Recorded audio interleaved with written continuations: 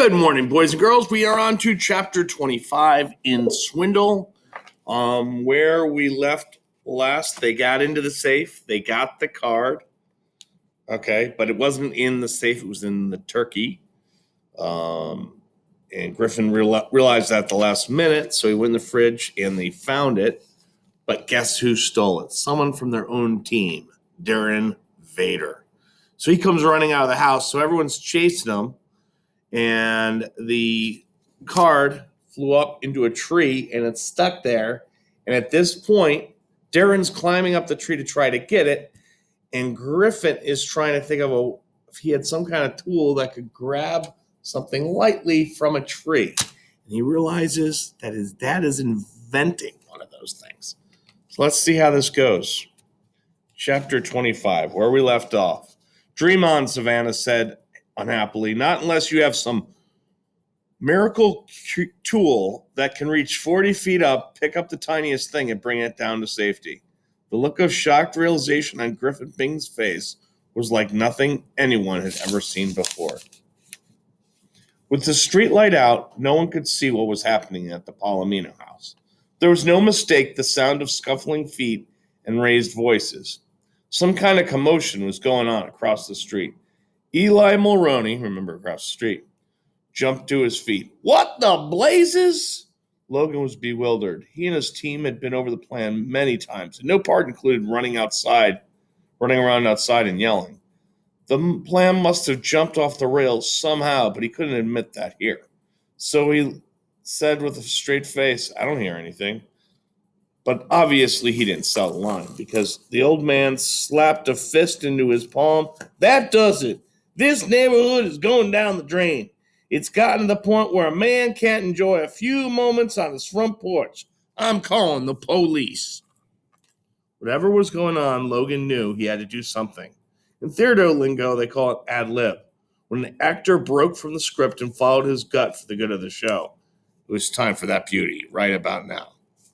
Logan braced both feet flat on the floorboards and launched himself rearward with all his might. The rocker swung back and flipped over, tossing him off the porch and into a bank of juniper bushes. God bless American, Logan. Are you okay? The young actor was better than okay. While the old man was dabbing iodine on Logan's many cuts and scratches, no one was calling the police. What a performance. He had now back to Griffin Bing. He had just covered the better part of a mile in a full sprint, but Griffin felt none of the ache in his legs or the fire in his lungs. He approached his own home almost as stealthy as he had Swindle's. As far as Mom and Dad knew, Griffin was at Ben's, a marathon work session on a science fair project. The garage could be opened from the outside by keypad code. The mechanism whirled to life, and the door began to roll up and away. It seemed louder than a 20-car pileup, but no one came bursting out to investigate the noise. Maybe Mom and Dad were too absorbed into one of their spirited checkbook balancing sessions to notice. He shrugged out of the gas tank and entered the garage. Setting the blowtorch kit down on the concrete, the only light there was the dim glow coming from the street lamp. Further in, it was pitch dark. He bumped the edge of his father's workbench and held his breath as tools jarred and resettled. A few screws or bolts pinged against the cement floor. Griffin felt around the blackness until his hand almost made it to the aluminum pole. It was time to give the smart lift its first true test. Opting for speed over stealth, he jumped on his bike. The device balanced on his lap as he pedaled for Swindle's house. He crossed lanes in record time, very nearly losing his father's invention as he wheeled onto Park Avenue A extension. It was hard to see anything in the area of the broken streetlight, but the clamor of excited voices was unmistakable. He jumped off his bike and ran onto the scene, squinting as his eyes adjusted to the dirt. He thought he spied Darren halfway up the heavy tree, but no, the figure was too small. It was pitch. climbing gingerly and grimacing in pain with every movement of her injured ankle. He ran up to Ben, who stood with the other team members, gazing at the big maple. "Where's Darren?" Ben pointed. "Maybe he's really is part gorilla." Griffin gawked. No wonder he didn't spot Darren at first. The big boy was 30 feet up, barely a body length below the Babe Ruth. He clung to a narrow branch, swaying hard in the wind as he shimmied ever closer to the $1 million prize. Savannah regarded the smart tick pick dubiously. "You sure picked a strange time for a fishing trip. It's my dad's invention. He can get us the card. Hey, did you guys let Pitch go up there with their bad leg?" The drama unfolding in the tree had unmasked Melissa. Her curtain of hair was permanently parted, her eyes wide, riveted on the two climbers. "I don't think she's after the card. I think she's trying to rescue Darren." "Looks like Darren's doing just fine on his own," Ben observed nervously. "Another few feet and he's got it." With that, Ben pulled himself forward on the inundating branch and reached for the bathroom bambino. Sorry.